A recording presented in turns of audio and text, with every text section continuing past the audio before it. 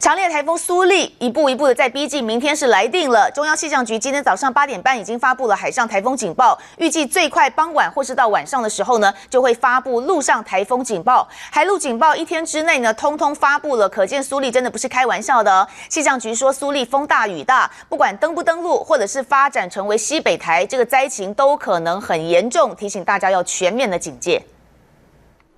苏力台风来势汹汹，携带瞬间最大风速17级风朝台湾而来。气象局11号早上8点30分发布海警，假设台风行进方向和速度不变，最快傍晚到晚间就会发布陆警，1天之内海陆警报双发，强台威力不容小觑。气象局发布北部海面、东北部海面以及东南部海面的海上台风警报。 甚至东半部的滨海地区和北部的滨海地区都已经出现长浪。 强台苏力如果持续朝西北西前进，通过彭佳屿和基隆间，恐怕发展成西北台，会将强风暴雨灌进台北盆地，造成严重灾情。另外还有2种走向，登不登陆几率各半。如果太平洋高压势力减弱，苏力会稍微北转，扫过北部海面，对台湾冲击比较小。杀伤力最大的一种，苏力在花莲、宜兰登陆，到时候不只是东北部、基隆、大台北首当其冲，280公里的暴风圈半径，南部山区、盆地都可能会出现豪雨以上的强降雨，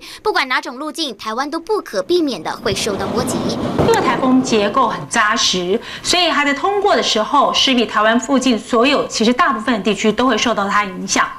那我们预估，明天早上开始，北部和东北部地区断断续续开始下雨。 苏力周五晚间到周六白天影响台湾最剧烈。气象专家说，过去10年以来没有类似路径的台风，未来实际暴风圈半径有可能扩大到100公里。目前台湾北部、东北部、兰屿、绿岛都有长浪出现，民众最好避免前往海边。台风步步逼近，也要提前做好防台准备。专业新闻张凯亮、沈永莹 SNG 小组台北采访报道。